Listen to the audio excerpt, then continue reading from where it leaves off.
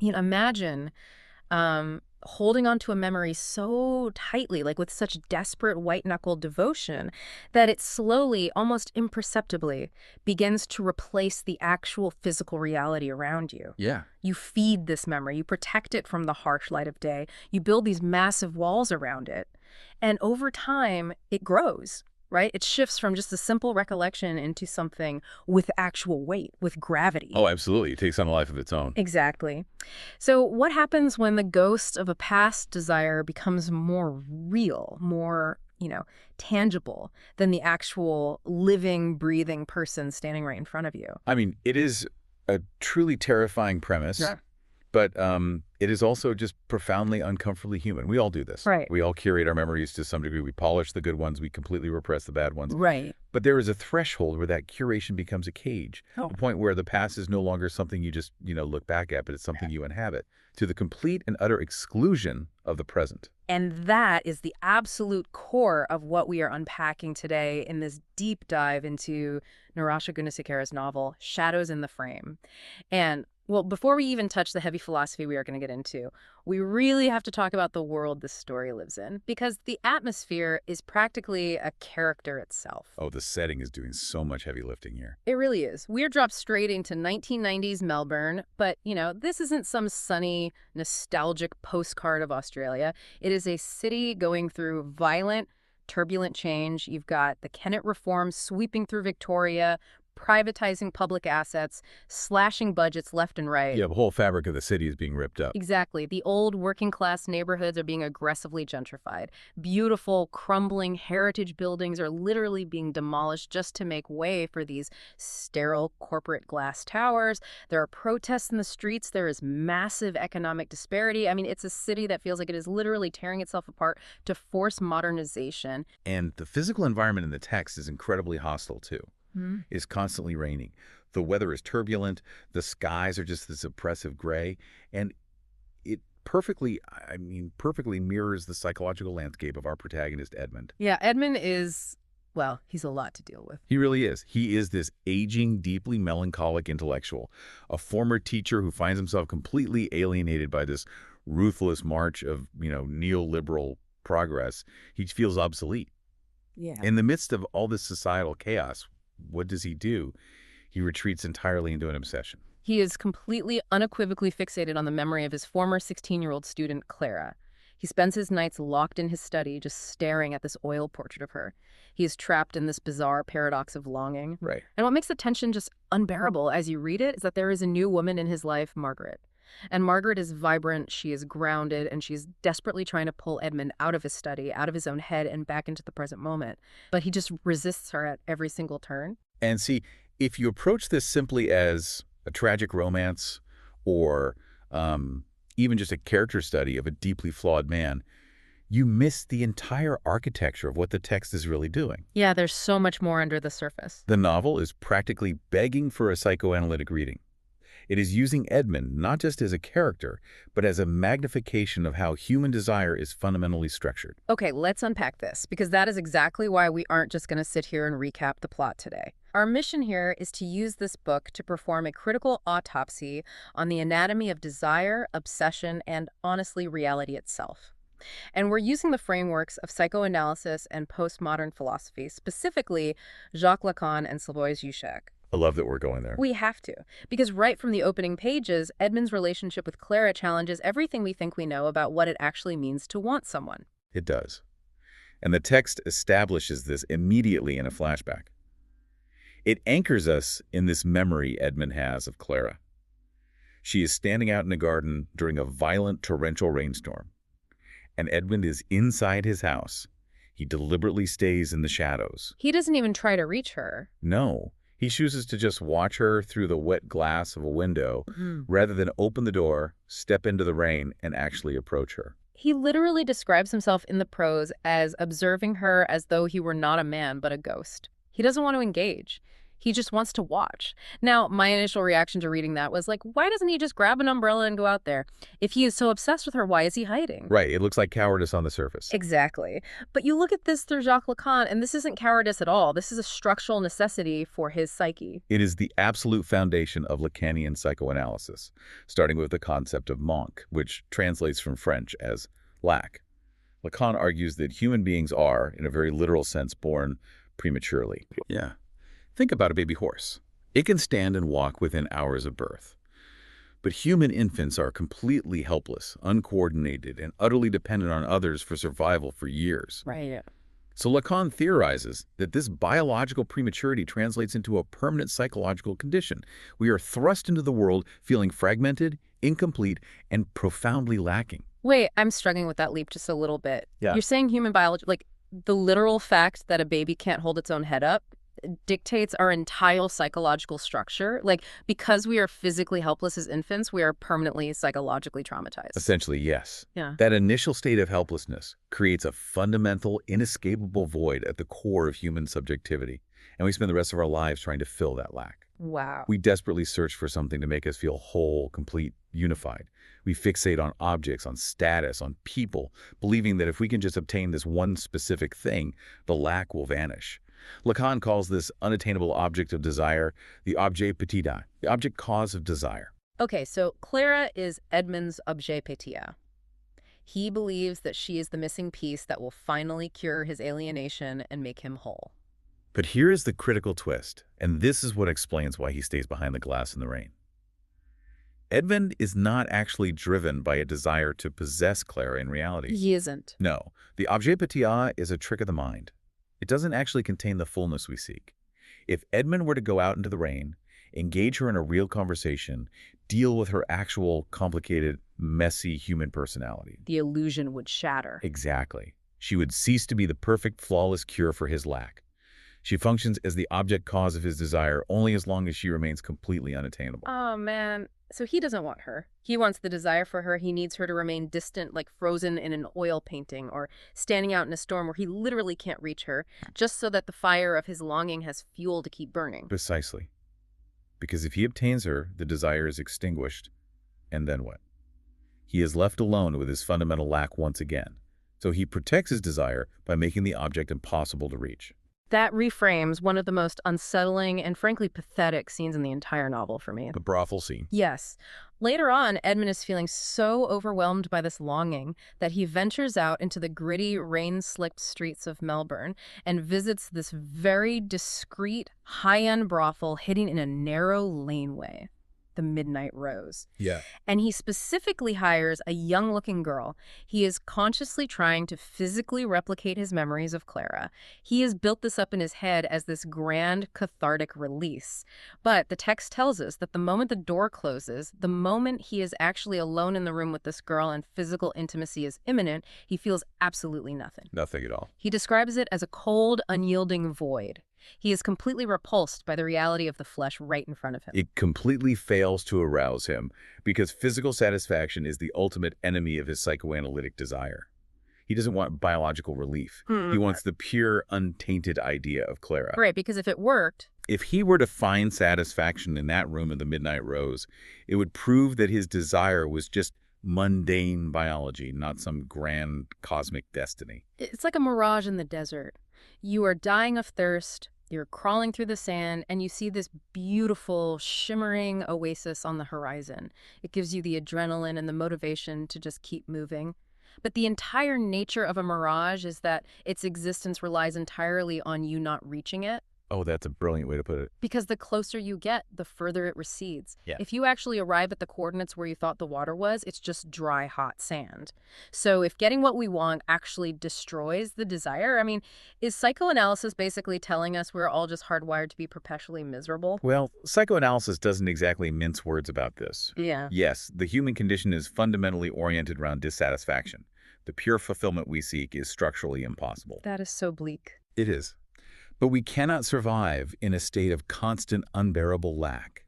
So to protect ourselves from the depressing reality of that dry sand, to protect that fragile mirage you described, we construct elaborate fantasies. We project these fantasies onto the world just to give our lives meaning and structure. And Edmund's fantasy is visually anchored in that oil painting. I mean, the imagery of eyes, of observation, of looking, it permeates every single chapter of this book. Edmund is so comfortable believing he is the invisible observer. It really is. But the novel strips that comfort away in this chilling scene where the adult Clara, or, well, perhaps a hallucination of her, the text is intentionally vague, actually confronts him in his cottage. She doesn't just passively accept his stare anymore. She looks right through him, her eyes boring into his, and she says, "You just leave people tangled up in your web of unfinished thoughts." What a line. And the narration notes the exact terrifying moment. Edmund realizes he is no longer the observer. He has become the observed. That violent shift from observer to observed is a textbook illustration of what Lacan calls the gaze. But to really grasp the terror of the gaze, we have to rewind slightly to Lacan's mirror stage. Right, the infant looking in the mirror. Yes, Lacan theorized that somewhere between 6 and 18 months, an infant sees its reflection in a mirror for the very first time. Internally, the infant feels like a chaotic, uncoordinated mess of drives and fragmented limbs. Because of that biological prematurity we talked about. Exactly. But in the mirror, it sees a whole, perfect, coordinated entity. So the infant misidentifies with this external image. It says, that perfect thing is me. This is the birth of the ego, but it is built on a fundamental alienation. The ego is an illusion based on an outside image. So it's basically the psychological equivalent of a teenager using a really aggressive Instagram filter. Yes. They see this perfectly smoothed out, mathematically symmetrical version of themselves on the screen. They identify with that digital avatar, and then they feel utterly miserable because their actual physical breathing body feels clumsy, flawed, and inadequate by comparison. That is a phenomenal modern analogy. Yeah. Yes. The ego is the original Instagram filter. It covers over the messy reality. And Edmund actually has a literal, heartbreaking mirror stage moment in the novel.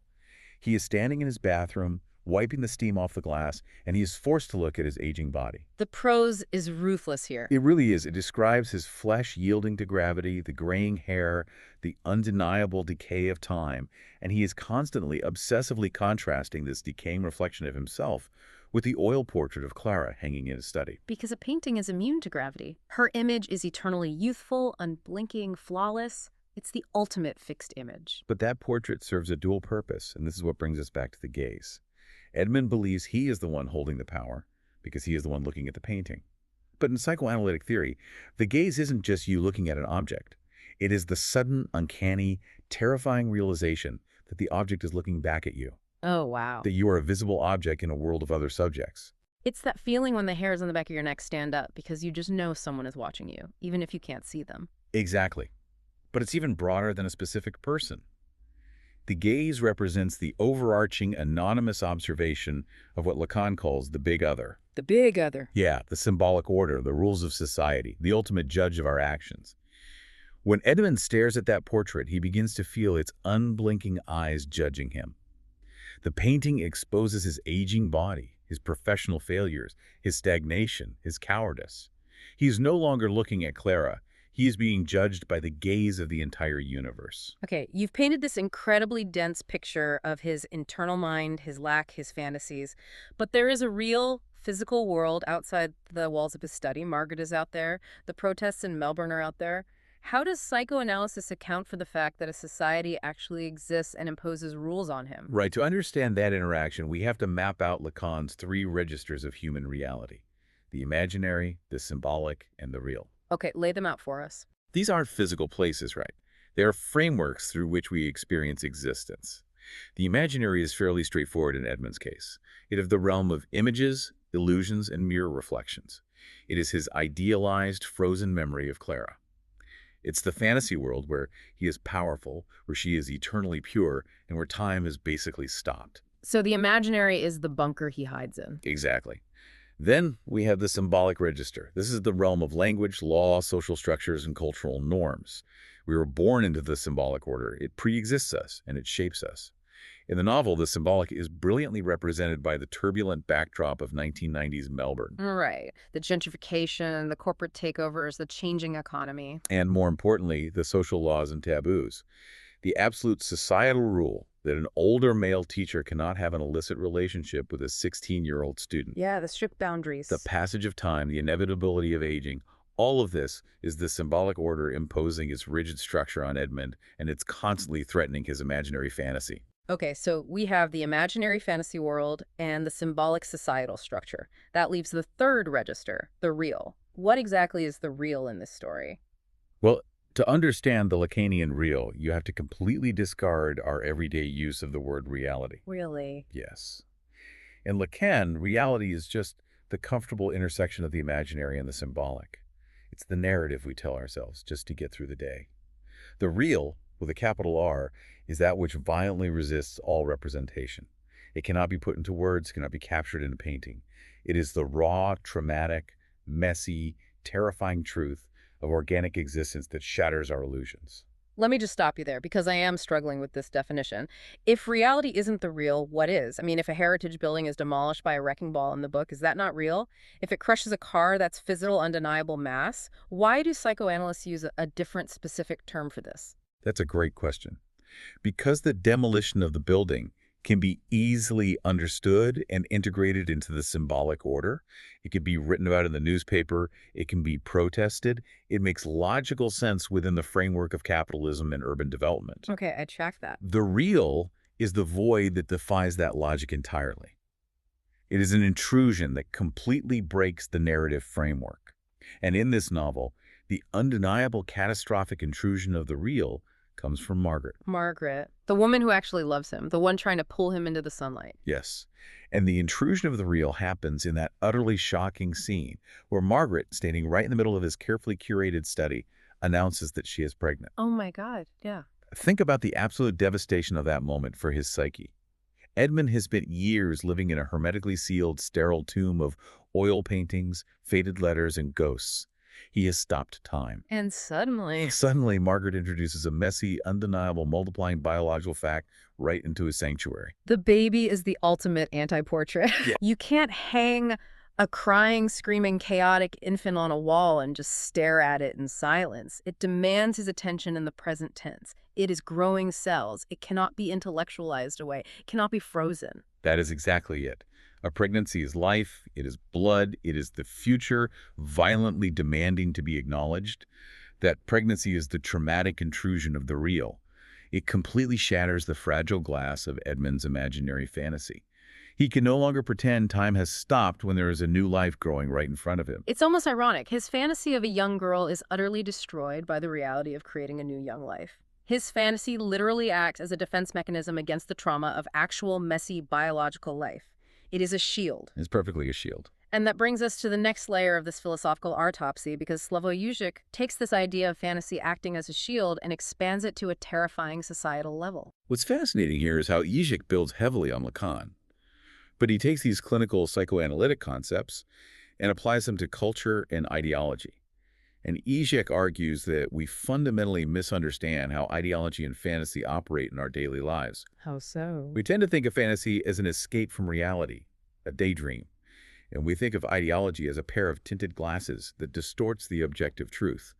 We believe that if we can just figure out how to take the glasses off, we will see the world as it truly is. Like the Matrix. This is the classic red pill scenario. You swallow the red pill, the digital fantasy grid drops away, and you wake up in the pod and see the real, objective, horrific world. Right, but Žižek famously flips that analogy. He argues that taking off the glasses doesn't reveal reality. The glasses are the reality. Wait, what? Fantasy is not a mask that conceals the objective truth.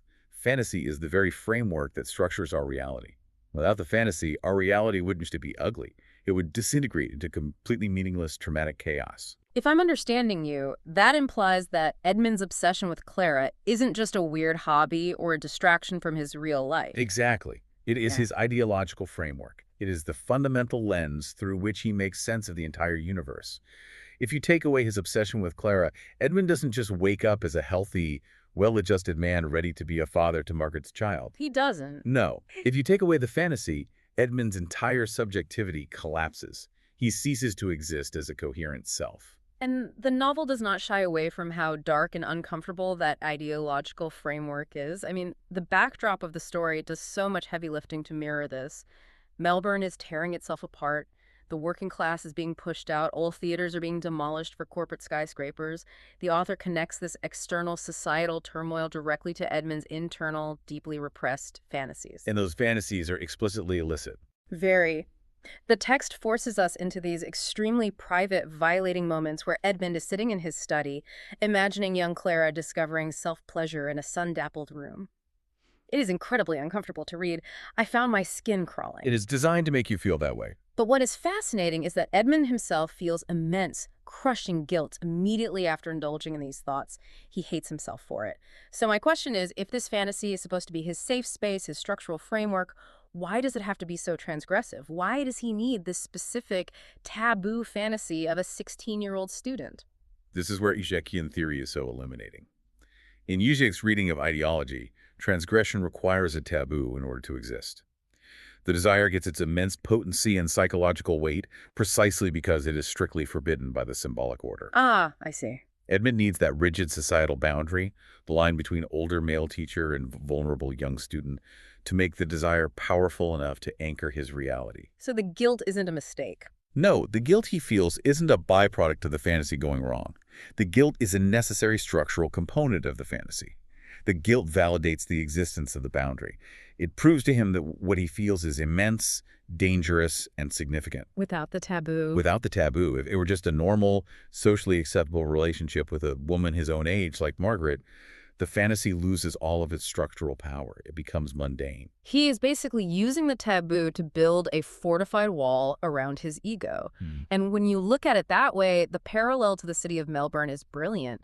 The city's ideology is shifting toward this ruthless, capitalist modernization, tear down the old, build the new. And Edmund hates this. He feels discarded by this new society. So what does he do to rebel? He tries to preserve a heritage building inside his own mind. His illicit fantasy of Clara is a psychological, historical preservation project. He is resisting the unstoppable march of capitalist progress, of aging, and ultimately of death by freezing this one taboo, monumental image in his psyche. And Žižek teaches us that confronting the underlying truth of our ideologies, realizing that our deepest desires are often structured around a void or reliant on transgressive taboos, is inherently traumatic. It is painful.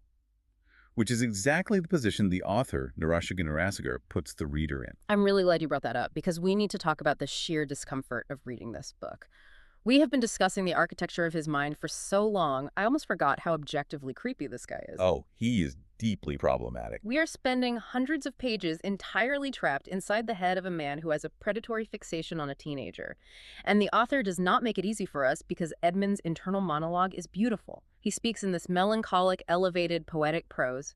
We hear his profound grief right alongside this deeply disturbing fixation. It creates a massive dissonance. It really does. It is so tempting as a reader to just label Edmund a creep or a monster, slam the book shut, and walk away feeling morally superior. But the author refuses to let us off the hook that easily. Why? Are we actually supposed to be empathizing with a predator? Well, we have to separate empathy from structural recognition. Literature's job, particularly in the psychoanalytic sense, is not to offer simple moral platitudes or neat categories of good and evil. Right. Literature's job is to expose the uncomfortable, often entirely unconscious structures of human desire. The novel is not asking you to endorse Edmund's specific predatory obsession. Then what is it doing? Because making me squirm feels like a deliberate tactic? It is deliberate. It raises the critical question. Why does Edmund make us squirm so violently? It is partly because his specific taboo is socially unacceptable, yes, but on a deeper level, it is because the mechanism of his obsession is universal. The book is using Edmund as an extreme, grotesque magnification of the universal human condition. Wait, are you implying that we are all fundamentally like Edmund? Structurally, yes. By making us squirm, the text is forcing a mirror in front of the reader. It forces us to realize that we all chase ghosts. We all construct elaborate, sometimes irrational fantasies to avoid the trauma of the present. We all have our own objet petit that we use to keep the terrifying, chaotic reality of the real at bay. Edmund is just doing it nakedly, without the polite, socially acceptable mask that the rest of us wear. He exposes the ugly machinery of desire that we all actually possess. And Margaret is the only one trying to break that machinery. She is the voice of ethical presence in the novel. She is literally standing in front of him, offering a real, messy, flawed adult relationship. She begs him to let go of the painting and live in the here and now. But he can't. Edmund finds the present completely, utterly unbearable. So what does this all mean for us, the listeners? If Edmund's tragedy is his inability to live in the present, is living purely in the present actually possible for any of us? Or are we all, on some level, permanently chained to our own portraits? If you follow the psychoanalytic thread to its end, living purely cleanly in the present is a myth. A myth. Yeah. Because we are beings constituted by language, by memory, and by lack, we are always inevitably dragging the ghosts of the past into the present in order to anticipate our future. We can never fully arrive in the now. That is incredibly bleak. It is a difficult truth. Margaret represents the ethical demand to engage with the real, to accept the messy consequences of life, the pain of aging, the terrifying responsibility of her pregnancy. But Edmund's ultimate tragedy is his cowardice. He decides he would rather preserve his perfect, sterile, dead fantasy than engage with a flawed, living reality. And that choice leads to total psychological instability. Which brings us to the final and, frankly, most mind-bending layer of this novel. Because this ethical ambiguity, this feeling that we can't quite trust Edmund, but we recognize the human mechanism in him, is perfectly mirrored in the very structure of the text itself. The structure completely breaks down. In the back half of this novel, the narrative goes completely off the rails in the best, most disorienting way possible. It truly does. The novel shifts from a somewhat grounded psychological character study into something profoundly fragmented and epistemologically unstable. Epistemologically unstable is the perfect phrase. Suddenly, Edmund starts finding these bizarre, seemingly disconnected clues.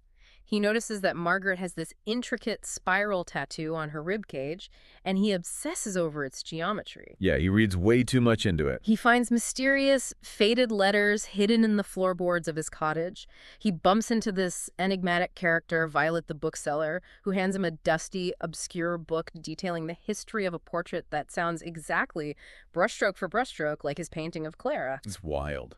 And Edmund desperately, feverishly starts believing that all these fragments are connected in some grand, ancient, cosmic legacy.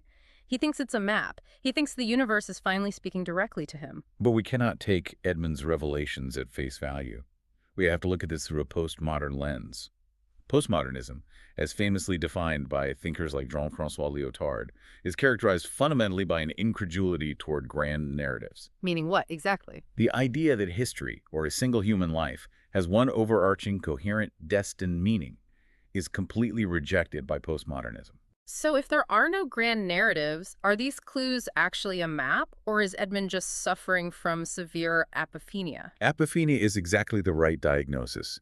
It is the human tendency to perceive meaningful patterns or connections between completely unrelated random things. Like seeing faces in the clouds. Exactly, or finding elaborate conspiracy theories in random license plate numbers. Well, Through a postmodern lens, the universe of this novel is inherently chaotic and meaningless.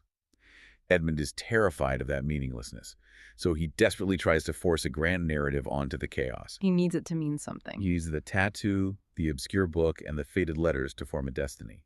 Because if they don't, if it's all just random coincidence, then his entire life, his isolation, his obsession, his rejection of Margaret has just been a pathetic, pointless waste of time. The tragedy is his absolute refusal to accept the randomness of existence. And the author drives this fragmentation home with a massive, brilliant structural shift in the prose itself. If you are reading closely, there is a specific, incredibly jarring detail right at the climax of the story. The pronoun shift. Yes. Sure. For the entire novel, hundreds of pages, the text has been written strictly in the third person limited. Edmund stood by the window. Edmund watched the rain. Edmund felt the chill. Right.